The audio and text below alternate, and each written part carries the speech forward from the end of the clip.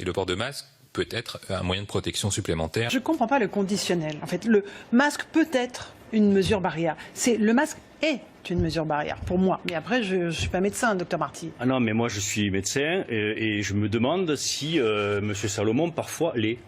C'est la vraie question que je me pose. Non, mais attendez. Ouais. Le Salomon du 23 avril n'est pas le Salomon du 22, qui n'est pas celui du 15, qui n'est pas celui de mars, qui n'est pas celui de février. Enfin, ça va, quoi, à un moment. Quoi. Il nous dit tout et son contraire, avec le même aplomb, le même dédain, presque.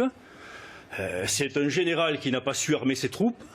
C'est un général qui a envoyé ses troupes à poil combattre un virus comme se sont retrouvés les Français en 14. Enfin, c'est délirant, cette histoire. C'est tout simplement délirant. On a véritablement un chef qui a menti. Il faut dire les choses quand même à un moment, quoi. Qui a menti, il n'y a pas d'autre mot. Par omission ou réellement, de façon volontaire. Enfin, c'est scandaleux cette histoire, quoi. Scandaleux. On a des décès, actuellement on a des décès quasi quotidiens de généralistes. De généralistes, libéraux, un mot qu'il ne doit pas connaître, parce que jamais il l'emploie. Donc je pense qu'il ne sait pas que la vie existe en dehors des morts de l'hôpital, cet homme. Il faut lui dire quand même que 95% des patients, ils sont en ville. Et que c'est le premier rideau, c'est la médecine de ville, les infirmières, les aides-soignantes, les auxiliaires de vie, etc., qui s'en occupent. Et c'est eux qui meurent en majorité. Peut-être qu'il en parle quand même, qu'il s'en rende compte. Et ils meurent pourquoi? Souvent parce qu'ils n'ont pas eu de protection. J'avais l'exemple hier soir d'un médecin de Seine-Saint-Denis qui est décédé, dont la famille dit dans l'article où elle est interviewée que pendant les 15 premiers jours de l'épidémie, il est allé en pharmacie chercher des masques et qu'il n'en avait pas. Il a donc consulté sans masque. Il a été hospitalisé, il est revenu, il a réexercé, il est parti en réa, il est mort. Voilà où on en est. Donc à un moment, M. Salomon, soit il démissionne, et il a l'honneur de démissionner, s'il lui en reste un peu, mais on ne peut pas le reconnaître, nous. Quoi. Enfin, il n'y a même pas de soi et soi. C'est il démissionne ou il démissionne. Quoi. Ça suffit.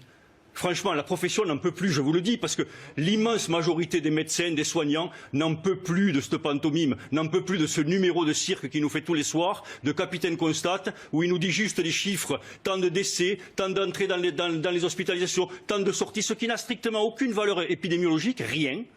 Et on ne nous donne pas d'études.